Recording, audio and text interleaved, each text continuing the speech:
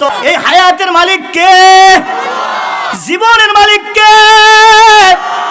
আমার আল্লাহ বলেন আল্লাযী খালাকাল মাউতা ওয়াল হায়াতা লিয়াবলুয়াকুম আইয়ুকুম আহসানু আমালা। আল্লাহু আকবার। আমার আল্লাহ বলেন আল্লাযী খালাকাল মাউত, আমি মরণ সৃষ্টি করেছি, ওয়াল হায়াত, তারপর আল্লাহ সংবাদ দিয়েছেন হায়াতের কথা, জীবনের কথা। কিন্তু আমার আল্লাহ মরণের কথা কেন বললেন? আমার আল্লাহ তো আগে হায়াতের সংবাদ দিতে পারতেন। কারণ কি, হায়াতের সংবাদ যদি আল্লাহ আগে দিত, তার হায়াত পেলে না মরণ হবে। বিষয়টা তেমনই, আমি যদি জীবিত থাকি তাহলে না আমার মরণ হবে। কিন্তু আমার আল্লাহ তাআলা কোরআনের এই আয়াতের মধ্যে কেন এই কথাটা বললেন? বান্দারে, আমি আগে তোমাকে হায়াতের সংবাদ দিই নাই, আমি আল্লাহ আগে তোমাকে মরণের সংবাদ দিতেছি। কারণ তোমার যদি হায়াত আমি আল্লাহ দিয়ে দিই, তোমার অবশ্যই একদিন না একদিন মরা লাগবে। কথা ঠিক কিনা? এজন্য হায়াতের মালিক কে? জোরে বলেন কে? এই হায়াতের জিন্দেগিতে আইয়ুকুম আহসানু আমালা, আমার আল্লাহ তাআলা বলেন বান্দা, এই হায়াতের জিন্দেগি তোমাকে দিলাম, তুমি গুনার মধ্যে হায়াতের জিন্দেগি কাটাইবা না। তুমি নেক কাজ করে করে, ভালো কাজ করে করে তারপরে হায়াতের জিন্দেগিটা কাটাইবা। আন আবি হুরায়রা রাদিয়াল্লাহু তাআলা আনহু قال قال رسول الله صلى الله عليه وسلم لا يقعد قوم يذكرون الله تعالى إلا حفتهم الملائكة وغشيتهم الرحمة ونزلت عليهم السكينة وذكرهم الله في من عنده। আমি আপনাদের সামনে যে হাদিস পাক তেলাওয়াত করলাম, এই হাদিসটা দুইজন সাহাবী বর্ণনা করেছেন। একজন সাহাবীর নাম আসহাবে সুফফার অন্যতম সাহাবী হযরত আবু হুরায়রা রাদিয়াল্লাহু তাআলা আনহু, আর একজন সাহাবীর নাম আবু সাঈদ খুদরি রাদিয়াল্লাহু তাআলা আনহু। দুইজন সাহাবী এই হাদিসটা বর্ণনা করেছেন। পয়গম্বর বলেন লা ইয়াকুদু কওমুন ইয়াযকুরুনাল্লাহা তাআলা, যে জায়গায় জিকির করা হয়, ওয়াজ হয়, মাহফিল হয়, যে জায়গায় কোরআনে কারীমের তেলাওয়াত হয়, যে জায়গায় হাদিস পড়ানো হয়, মুতালা করা হয়, এক কথায় আল্লাহর স্মরণ করা হয়, ওই জায়গার ভিতরে ইল্লা হাফাতহুমুল মালাইকা, আল্লাহর রহমতের ফেরেশতারা চতুর্দিক দিয়া পরিবেষ্টন করে রাখে। সুবহানাল্লাহ। হাফাতহুমুল মালাইকা, মালাইকা শব্দের অর্থ হলো ফেরেশতা। হাফাত মানে পরিবেষ্টন করে রাখা। ওই ফেরেশতাগুলোর নাম হলো সাইয়্যিআ। ফেরেশতাগুলোর নাম কি? সাইয়্যিআ। ওই ফেরেশতাগুলো প্রত্যেকটা মজলিসের, যেখানে কোরআন এবং হাদিসের আলোচনা হয়, জিকির হয়, ওই মজলিসটার চতুর্দিকে পরিবেষ্টন করে থাকে। একজনের কাঁধের উপরে আরেকজনের কাঁধ, তার মানে একজন ফেরেশতার উপরে আরেকজন, তার মানে একজন ফেরেশতার কাঁধের উপরে আরেকজন। এরকমভাবে ফেরেশতা এই প্রথম আসমান, দ্বিতীয় আসমান, তৃতীয় আসমান, চতুর্থ আসমান, পঞ্চম আসমান, ষষ্ঠ আসমান, সপ্তম আসমান, আল্লাহর আরশ, আল্লাহ একটা চেয়ারের মধ্যে বসে থেকে কুরসি, আল্লাহর আরশ পর্যন্ত চলে গেছে, কুরসি পর্যন্ত। ওই পর্যন্ত যাওয়ার পরে আল্লাহ তাআলা ফেরেশতাদেরকে ডেকে বলে, তোমরা কিসের কারণে এই অবস্থা করে আমার কাছে আসলা? আল্লাহ তাআলা নিকটস্থ ফেরেশতাকে জিজ্ঞাসা করে, ও ফেরেশতারা রে, তোমাদের এই অবস্থা কেন? ফেরেশতারা ডাক দিয়ে বলেন, মালিক, তোমার কিছু বান্দা বান্দিরা জিকির করতেছে, কোরআনের মেলা জমাইছে, কেউ আলোচনা করে এবং কেউ আলোচনা শুনে। আল্লাহ তাআলা নিকটস্থ ফেরেশতাকে জিজ্ঞাসা করে, আমি আল্লাহ তাআলাকে দেখছি কিনা? বলে না, দেখে নাই। কলে জান্নাত দেখছি কিনা, কলে না দেখে নাই। জাহান্নাম দেখছি কিনা, কলে না না। আমার পয়গম্বরকে দেখছি কিনা, কলে না না দেখে নাই। তখন আমার আল্লাহ ফেরেশতাদেরকে ডাক দিয়া বলে, ফেরেশতারা রে, তোমরা সাক্ষী থাকো, আমি আল্লাহ আমার ওই সকল বান্দা বান্দীদের জীবনের গুনাহ মাফ করে দিলাম। সুবহানাল্লাহ। এই হাদিসের ব্যাখ্যার ভিতরে বলেন, এই গুনাহ বলতে সগীরা গুনাহ, কবিরা গুনাহ তওবা ছাড়া মাফ হয় না। সগীরা গুনাহগুলো বান্দা যখন নেকের কাজ করে, বান্দা নেকের কাজ করলে আমার আল্লাহ তাআলা সগীরা গুনাহগুলো মাফ করে দেয়। আর বান্দা যখন ওই নেকের কাজ করা অবস্থায়, বান্দা যখন গুনাহ কবিরার জন্য তওবা করে ইস্তেগফার করে, ওয়াস্তাগফিরুল্লাহ ইন্নাল্লাহা গফুরুর রহিম, আল্লাহু আকবার। বান্দা যখন ওয়াস্তাগফিরুল্লাহ, আল্লাহ আমি তোমার কাছে ক্ষমা চাই, নিশ্চয়ই আল্লাহ ক্ষমাশীল এবং দয়ালু। সুবহানাল্লাহ বলেন। ইন্নাল্লাহা গফুরুর রহিম, আল্লাহ বলেন নিশ্চয়ই আমি আল্লাহ গফুর, আমি ক্ষমাশীল, রহিম আমি দয়ালু। সুবহানাল্লাহ। আমার আল্লাহ তাআলা দয়ার পরিচয় দিয়েছেন। বান্দা যখন সূরা ফাতিহা তেলাওয়াত করে, প্রতিটা নামাজে সূরা ফাতিহা তেলাওয়াত করা লাগে। প্রথম আয়াত তেলাওয়াত করার পরে দ্বিতীয় আয়াতের মধ্যে আল্লাহ বলেন আর রহমানির রহিম, আল্লাহু আকবার। আমার আল্লাহ বলেন আমি রহমান, আমি রহিম, করুণাময়, অসীম দয়ালু আল্লাহ। আমার আল্লাহ বলেন বান্দা তোমরা যখন আমার নেকের কাজ করো, সগীরা গুনাহগুলো মাফ করে দেই। শুধু মাফ করে দেই না, ওয়া নাযালাত আলাইহিমুস সাকিনা, ওই জায়গার মধ্যে আমি আল্লাহ তাআলা সকিনা বর্ষণ করি, রহমত বর্ষণ করি। সকিনা হলো শান্তির বাতাস, সকিনা হলো মনের ভিতরে এক ধরনের শান্তি। তার মানে নেকের কাজ করার পরে বান্দার দিলের ভিতরে আগ্রহ জায়গা যায়, বান্দা আরও নেক কাজ করতে চায়। আগ্রহের সাথে বয়ান শুনে, আগ্রহের সাথে কোরআনে কারিমের তেলাওয়াত করে, আগ্রহের সাথে আশা নিয়া জিকির আজগার করে, আগ্রহের সাথে দাওয়াতে তাবলীগের মেহনত করে, আগ্রহের সাথে হক্কানি বুজুর্গদের খানকায় যায়, আগ্রহের সাথে সমস্ত নেক কাজগুলো করে। আর বান্দা যখন নেক কাজ করে, বান্দার দিলের ভিতরে আমার আল্লাহ তাআলা এমন একটা মায়া, এমন একটা মোহাব্বত আমার আল্লাহর প্রতি তৈরি করে দেয়। ইশকে মাওলা কहीं কুমাজ লাইলা বুয়াদ, ইশকে মাওলা বেহতর আজ লাইলা বুয়াদ। আল্লাহ আল্লাহ क्या मुबारक नाम है, अल्लाह अल्लाह आशिकू का कम है। अल्लाहु আকবার। এরে মুরব্বী বাবারা, এ আমার যুবক ভাইরা, পর্দার আড়ালে মা এবং বোনেরা, খুব খেয়াল করে শোনো। বান্দা যখন নেকের কাজ করে, বান্দার দিলের ভিতরে আগ্রহ পয়দা হয়। বান্দা আল্লাহ এবং আল্লাহর বান্দার ভিতরে এক ধরনের প্রেম ভালোবাসা তৈরি হয়, ইশক তৈরি হয়। এই যে কবি বুঝায় যে দুনিয়ার ভিতরে আমরা একটা ঘটনা শুনেছি, কাহিনী শুনেছি, এক ধরনের আলোচনা আমরা শুনেছি। সেই আলোচনা হলো লাইলি মজনুর কিসসা, কাহিনী ঘটনা আমরা শুনেছি। আসলে কিন্তু এটা কোরআনের কোথাও নাই, হাদিসের কোথাও নাই। এটা বিভিন্ন আল্লাহওয়ালা, বিভিন্ন বুজুর্গরা শেরের মাধ্যমে বিভিন্ন ঘটনাটা এই জন্যই বলে। আমি আপনাদেরকে এটার সারসংক্ষেপ বুঝাবো, কেমনে বুঝাইতে চাই। লাইলি মজনুর কাহিনী পড়িয়া পড়িয়া মানুষ প্রেমে আসক্ত হয়ে যায়। এখন লাইলুন শব্দের অর্থ হলো রাত্র, মাজনুন শব্দের অর্থ হলো পাগল, দুইটাই আরবি শব্দ। লাইলুন শব্দের অর্থ হলো রাত্র, মাজনুন শব্দের অর্থ হলো মাজনুন শব্দের অর্থ হলো পাগল। তার মানে আল্লাহওয়ালা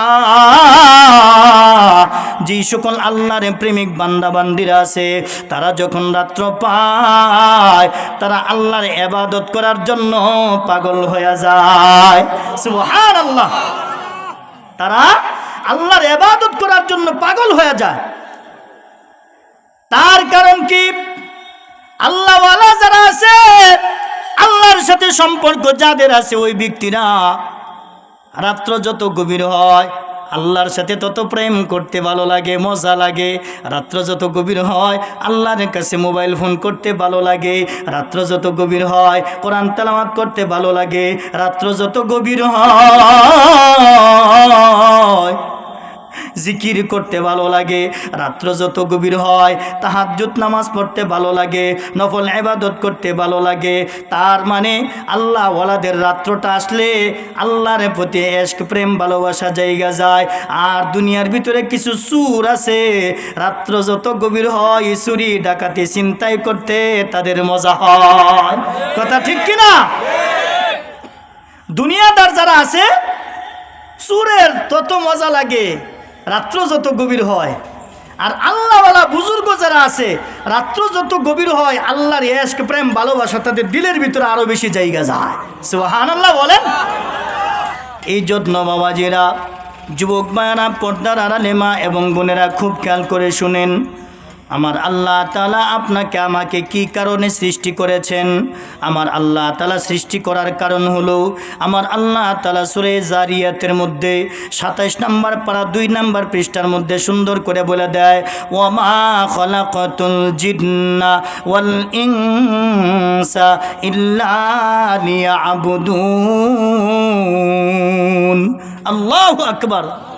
আয়াতটা অনেক বহুল প্রচলিত, অনেক আলোচনার ভিতরে এই আয়াত পড়ে। এই আয়াতের একটা ব্যাখ্যা আছে। আল্লাহ বলেন, আমি জিন এবং ইনসান, জিন জাতিকে আমরা দেখি না, কিন্তু অনেক মানুষ জিন জাতি যে আছে এটা বিশ্বাস করে না। যে বিশ্বাস করে না তার কি নাই? ঈমান নাই। কারণ আল্লাহ সর্বপ্রথম জিন জাতিরে বানাইছে। যে বিশ্বাস করে না তার কি নাই? ঈমান নাই। ১ নম্বরে আল্লাহ বানাইছে জিন জাতিরে, ২ নম্বরে আল্লাহ বানাইছে ফেরেশতারে, ৩ নম্বরে আল্লাহ বানাইছে মানুষরে। সুবহানাল্লাহ বলেন। তাহলে যেই ব্যক্তি জিন জাতিরে বিশ্বাস করে না তার কি নাই? ঈমান নাই। আল্লাহ বলেন, আমি জিন এবং ইনসান, ইনসান শব্দ অর্থ হলো মানুষ, আমি জিন এবং ইনসানকে সৃষ্টি করেছি আমার ইবাদত করার জন্য, আমার দাসত্ব করার জন্য, গোলামি করার জন্য। আর এই ইবাদতের মধ্যে সবচেয়ে বড় ইবাদত হলো মুসলমানের ঈমান আনার পরে, মুসলমান হওয়ার পরে ৫ ওয়াক্ত নামাজ। সুবহানাল্লাহ বলেন। এই আলোচনাটা এই জন্য করতেছি, হুজুর আলোচনাটা রাইখা গেছেন এক। দ্বিতীয় কথা হলো, এটা হলো মসজিদের মাহফিল। এজন্য আয়াতও পড়ছি এই আঙ্গিকে, হাদিসও এই আঙ্গিকেই পড়ছি। আল্লাহ যদি তৌফিক দান করে আপনাদেরকে বেশি ধৈর্যের বিচ্যুতি ঘটাবো না, অল্প কিছুক্ষণ আলোচনা করে শেষ করে দেবো ইনশাআল্লাহ। শেষ পর্যন্ত আমরা থাকবো, কারণ বরকতি মাহফিল। এই মাহফিলটা বড় বরকতি, বড় দামি। আজকে আছে, আগামীকালকে থাকবে না। আগামী বছর হয় কিনা তাও সন্দেহ, আগামী বছর আপনি আমি বেঁচে থাকি কিনা তাও সন্দেহ। তো এই হাফেজ সাহেবের আব্বা কিন্তু আমার মাদ্রাসায় গেছে। কিছুদিন আগে ফোন দিয়ে বলতেছে, হুজুর আমার আব্বা মারা গেছে। আজকে ৪১ দিন না ৪২ দিন হলো ওনার আব্বা মারা গেছে। ওনার আব্বাকে আমি দেখছি, আমার মাদ্রাসায় গেছে। তো হায়াতের কথা বলা যায় না। এজন্য আপনার আমার হায়াতের গ্যারান্টি আপনি আমি দিতে পারবো? কত মানুষ লক্ষ লক্ষ টাকা খরচ করে মানুষকে লাইফ সাপোর্টে দেয়, দেয় না? দেয় না? লাইফ শব্দটা কি? ইংরেজি শব্দ। লাইফ শব্দটা হলো জীবন, আরবিতে বলা হয় হায়াত, ইংলিশে বলা হয় কি? লাইফ।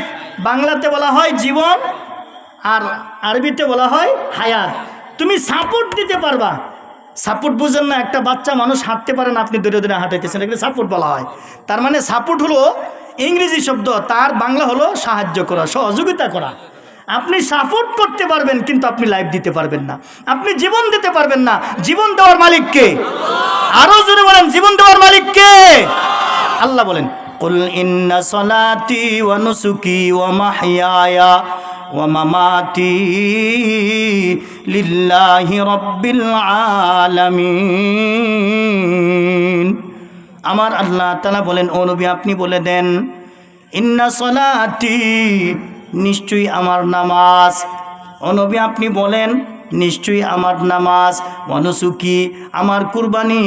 তার মানে এ নামাজ পড়তে যায়া, ইসলামের যত কাজ আছে সমস্ত কাজ করতে যায়া, জিহাদ করতে যায়া, সংগ্রাম করতে যায়া, এলাকার সংস্কার করতে যায়া, ইসলামের যত কাজ আছে, দ্বীনের যত কাজ আছে, এটাকে কুরবানি বলা হয়। আবার আমরা কুরবানির সময় কুরবানি দেই, কুরবানির ঈদের সময়। অনুসুকি, আমার কুরবানি, ও মাহিয়ায়া, আমার হায়াত, ও মামাতি, আমার মরণ, লিল্লাহি রাব্বিল আলামিন। আল্লাহু আকবার। বিশ্ব জগতের রবের জন্য। সুবহানাল্লাহ বলেন। বিশ্ব জগতের রব, এক জগৎ বলে নাই, আলম বলে নাই, আলামিন। আলম মানে এক বচন, আলামিন বহু বচন, তার মানে এক জগৎ না, শুধু পৃথিবী না, শুধু পৃথিবীর রব না, আল্লাহ আসমানের রব, জমিনের রব, আল্লাহ আকাশের রব, আল্লাহ গ্রহ নক্ষত্র তারকারাজি চন্দ্র সূর্য, আল্লাহ ইউরেনাস নেপচুন বুধ মঙ্গল শনি, যত প্লুটো, যত ধরনের গ্রহ উপগ্রহ আছে সমস্ত গ্রহের রব সুবহানাল্লাহ। এক জগৎ বলে নাই তো আল্লাহ, তার মানে শুধু আমাদের রব তা না, আল্লাহ মুসলমানেরও রব, কাফের মুশরিক বেঈমানেরও রব, আল্লাহ পুরুষেরও রব, নারীদেরও রব, আল্লাহ মানুষেরও রব, আল্লাহ হাইওয়ান জানোয়ার কীট পতঙ্গ সমস্ত কিছুরই রব সুবহানাল্লাহ। আমার জীবন আমার মরণ আমার জিন্দেগি, আমার জীবন আমার মরণ সবই তোমার। কার? এই জীবনে কিছুই চাওয়ার নেই তো আর, আমার জীবন আমার মরণ সবই তোমার, আমার জীবন আমার মরণ সবই তোমার। জিন্দেগিটা করতে চায়ো রঙে তোমার, ফিরায়ো না বলে আমি গুনাহগার।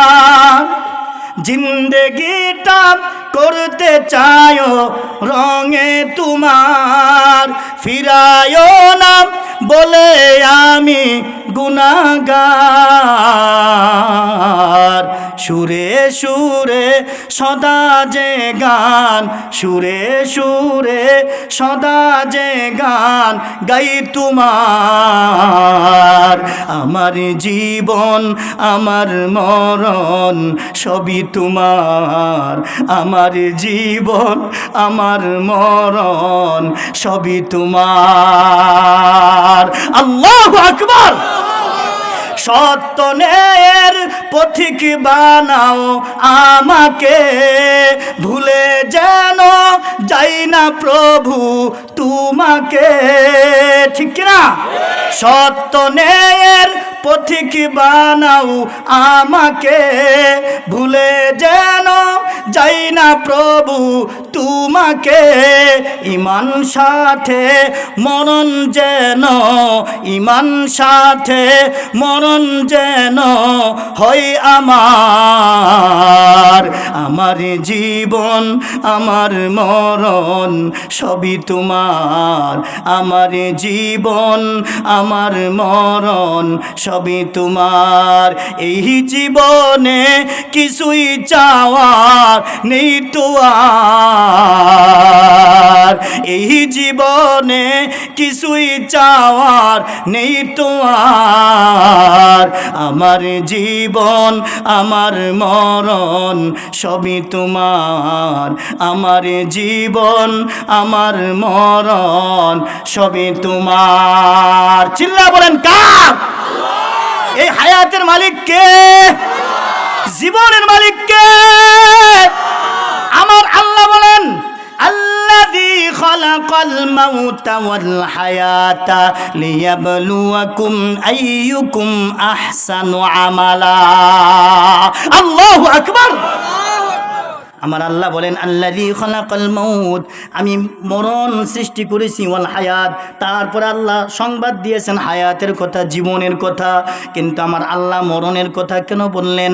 আমার আল্লাহ তো আগে হায়াতের সংবাদ দিতে পারতেন, কারণ কি হায়াতের সংবাদ যদি আল্লাহ আগে দিত, তার হায়াত পেলে না মরণ হবে। বিষয়টা তেমনই, আমি যদি জীবিত থাকি তাহলে না আমার মরণ হবে। কিন্তু আমার আল্লাহ তাআলা কোরআনের এই আয়াতের মধ্যে কেন এই কথাটা বললেন? বান্দারে, আমি আগে তোমাকে হায়াতের সংবাদ দিই নাই, আমি আল্লাহ আগে তোমাকে মরণের সংবাদ দিতেছি। কারণ তোমার যদি হায়াত আমি আল্লাহ দিয়ে দিই, তোমার অবশ্যই একদিন না একদিন মরা লাগবে। কথা ঠিক কিনা? এজন্য হায়াতের মালিক কে? জোরে বলেন কে? এই হায়াতের জিন্দেগিতে আইয়ুকুম আহসানু আমালা, আমার আল্লাহ তাআলা বলেন, বান্দা এই হায়াতের জিন্দিগি তোমাকে দিলাম, তুমি গুনার মধ্যে হায়াতের জিন্দিগি কাটাইবা না, তুমি নেক কাজ করে করে ভালো কাজ করে করে তারপরে হায়াতের জিন্দিগিটা কাটাইবা। আমাদের আগে যত আল্লাহওয়ালা বুজুর্গরা ছিলেন, আমাদের নবীরা ছিলেন, পয়গম্বররা ছিলেন, সাহাবায়ে কেরাম ছিলেন, ওনারা সব সময় চিন্তা করতেন আমার হায়াতের জিন্দিগিটা আমি কেমনে কাটাবো। এই চিন্তা ফিকির করে করে ওনাদের দিন কাল অতিবাহিত করতেন। দুনিয়ার ভিতরে একজন আল্লাহর ওলি ছিলেন। আমি আপনাদের সামনে যে আয়াতে কারিমা তেলাওয়াত করেছি, ওমা খালাকাতুল জিন্না ওয়াল ইনসা ইল্লা লিয়াবুদুন, এই আয়াতে কারিমা যখন একজন আল্লাহর ওলি দুনিয়ার ভিতরে ছিলেন, খাজা শরীফ জান্দুনি রহমাতুল্লাহি আলাইহি, উনি যখন কোরআনে কারিম তেলাওয়াত করতেন, কোরআনের হাফেজ ছিলেন খাজা শরীফ জান্দুনি। খাজা উসমান হারুনির পীর ছিলেন, শায়েখ ছিলেন। আর খাজা মঈনুদ্দিন চিশতি রহমাতুল্লাহি আলাইহির শায়েখ ছিলেন খাজা উসমান হারুনি। আর খাজা উসমান হারুনির শায়েখ ছিলেন খাজা শরীফ জান্দুনি রহমাতুল্লাহি আলাইহি। উনি একাধারে 3 দিন রোজা রাখতেন, 3 দিন পরে পরে একটু পেট ভরে খানা খাইতেন। কেমনে ইফতার করতেন, সাহরি খাইতেন শুধু হালকা হালকা, কিন্তু 3 দিন পরে একটু পেট ভরে খানা খাইতেন। তারপরে কেমনে পেট ভরে খানা খাইতেন দেখেন, উনি শাক সবজি যা কিছু আছে এগুলো আগুন দিয়ে সিদ্ধ করতেন, এর ভিতরে লবণ দিতেন না। কারণ লবণ দিলে যদি জিহ্বার ভিতরে টেস্ট আইসা যায়, মজা আইসা যায়, তাহলে আল্লাহর ইবাদতের মজা থাকবে না। এই চিন্তা ফিকির করে খাজা শরীফ জামদুনি রহমাতুল্লাহি আলাইহি শাক সবজিগুলি উনি সিদ্ধ করতেন, কোনো লবণ দিতেন না। লবণ ছাড়া 3 দিন পরে একটু খানা খাইতেন পেট ভরতে। এরকমভাবে একটানা 40 বছর পর্যন্ত রোজা রাখছে। আর উনি বনে জঙ্গলে বেশি বেশি থাকতেন। মানুষ যখন বলতেন আপনাকে কিছু খাবার দাবারের ব্যবস্থা করে দেই, খাজা শরীফ জামদুনি রহমাতুল্লাহি আলাইহি উনি ডাক দিয়ে বলে, তোমার খানা আমি কিসের কারণে খাবো? এই যে বন জঙ্গল দেখো, এই বনের ভিতরে খাবারের অভাব নাই, খাবারের অভাব নাই, আমি তোমারটা কেন খাবো? আমার আল্লাহ খাবার দিয়ে ভরে দিছেন। এই খাজা শরীফ জামদুনি রহমাতুল্লাহি আলাইহি যখন কোরআনে কারীম তেলাওয়াত করতেন, সূরা যারিয়াতের এই আয়াতের মধ্যে যখন আসতেন, ওমা খালাকাতুল জিন্না ওয়াল ইনসা ইল্লা লিয়াবুদুন, আমার আল্লাহ জিন এবং ইনসানরে বানাইছে আল্লাহর ইবাদত করার জন্য, আল্লাহর গোলামি করার জন্য। এই আয়াতের মধ্যে যখন আসতেন, এই আয়াত তেলাওয়াত কইরা বেহুশ হইয়া পড়ে যাইতেন। আহা, সেন্স হারায় ফেলাইতো, অজ্ঞান হয়ে যাইতো। হাইরে আল্লাহ বানাইছে ইবাদত করার জন্য, আর আমি কি করি?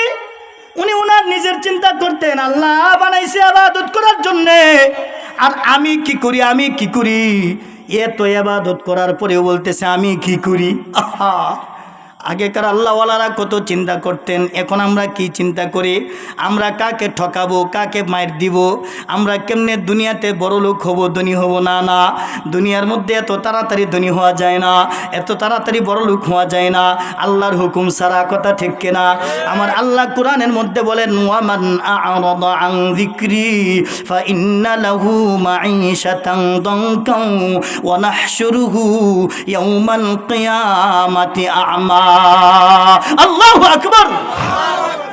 আমার আল্লাহ বলেন, ওয়ামান আ'রাদা আন যিকরি, যে ব্যক্তি আমার জিকির থেকে গাফিল থাকবে, বিমুখ থাকবে, আমার স্মরণ থেকে গাফিল থাকবে, নামাজের জন্য আমাকে স্মরণ করে না, মসজিদ থেকে মুয়াজ্জিন আজান দেয় কিন্তু আমাকে স্মরণ করে না, জিকির হয় আমাকে স্মরণ করে না, মাহফিল হয় আমাকে স্মরণ করে না, মাদ্রাসায় কিতাবে তালিম হয়, কোরআন তেলাওয়াত করা হয়, আমাকে স্মরণ করে না। এই কথাই আমার আল্লাহ বুঝাইতে চায়, যে ব্যক্তি আমার স্মরণ থেকে গাফিল থাকবে ওই ব্যক্তির রিজিক আল্লাহ সংকুচিত করে দিবেন, দিন দিন রিজিক কমায়া দিবে। আপনি আমি দেখব মাসে লক্ষ লক্ষ টাকা ইনকাম করে, কিন্তু ওই লক্ষ লক্ষ টাকা ইনকাম করবে সত্য, কিন্তু ওই টাকার ভিতরে কোনো বরকত থাকবে না, আল্লাহ বরকত উঠায় নিবে। চিন্তা করে দেখেন, আমাদের মুরব্বী বাবারা যারা আছে, আগে 1 বিঘা সম্পত্তি করলে 1 পাখি সম্পত্তির মধ্যে দান হইতো মাত্র 5 মণ, আর এখন 5 কাঠায়, আমাদের এলাকায় 5 কাঠায় 1 পাখি, 1 পাখির মধ্যে দান হয় 20 মণ, 30 মণ, 35 মণ। ঠিক কিনা? জমিন তো ওইটাই আছে, বরকত কে দিছে? আরো জোরে বলেন, কে দিছে? কিন্তু এই যে মুরব্বী বাবারা যারা আছে তাদেরকে জিজ্ঞাসা করে দেখেন, আমন দান যখন করতেন, বুড়ো যখন করতেন, আউশ দান যখন করতেন, ফলন তেমন বেশি হইতো না, কথা ঠিক কিনা? এরকম বিঘার বিঘা সম্পত্তি করতেন, বিঘার বিঘা জমি করতেন, কিন্তু দান হতো মাত্র 20 মণ, 15 মণ, 10 মণ এরকম হইতো। মানুষ কত অভাবে ছিল, কিন্তু তারপরেও আল্লাহ খাওয়ায়া দাওয়ায়া আল্লাহ মানুষকে বাঁচায়া রাখছে। জমিন ওইটাই আছে, ওই জমিনের ভিতরে আল্লাহ বরকত দিছে। কেমনে বরকত দিছে?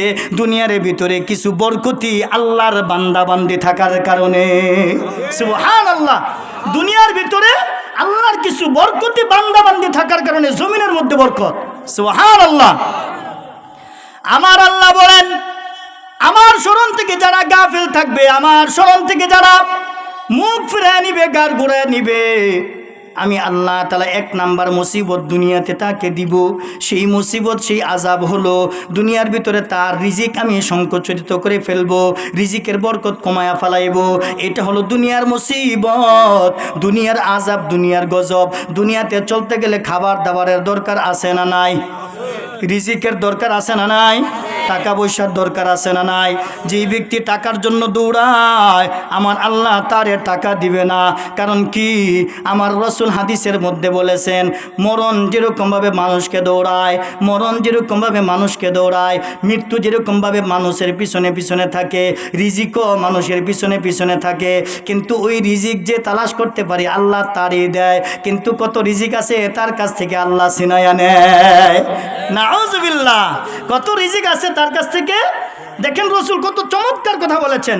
রিজিকের মধ্যে আল্লাহ তাআলা মরণ যেরকমভাবে, মৃত্যু মালাকুল মউত আজরাইল যেরকমভাবে মানুষকে প্রাণ হরণ করার জন্য, মৃত্যু দান করার জন্য মানুষের পিছনে পিছনে দৌড়ায় না?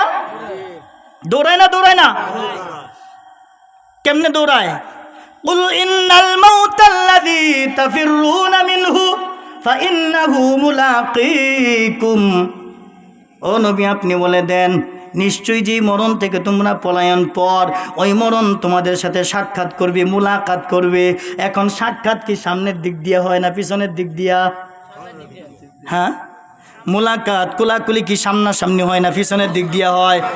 মুলাকিকুম, আমার আল্লাহ বলেন সামনের দিক দিয়া সাক্ষাৎ হবে।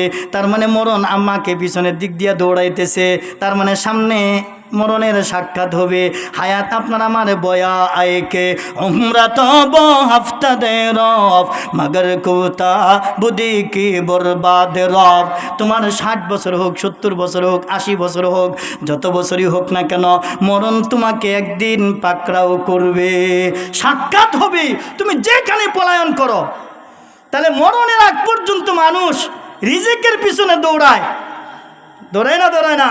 রিজিক তাকে ধরা দিবে না, কারণ সে আল্লাহর কাজ করে না, সে আল্লাহর ইবাদত করে না, সে আল্লাহকে ধরা দেয় না। কথা ঠিক কিনা? এজন্য যে আল্লাহর স্মরণ করবে আল্লাহ তাকে রিজিকের মধ্যে বরকত দিবে। সুবহানাল্লাহ বলেন। একটা উদাহরণ দিই। আপনাদের মসজিদের ইমাম সাহেবের বেতন কত? অনেক না? আলহামদুলিল্লাহ। কোন দেখেন তো ওনার টুপিটা, দেখেন তো ওনার রুমালটা, পাঞ্জাবিটা, জুতাগুলো দেখেন তো কত সুন্দর, অনেক সুন্দর না? কিন্তু যারা মাসে লক্ষ লক্ষ টাকা কামাই করে তাদেরটার দিকে দেখেন তো, বরকত কেন নাই?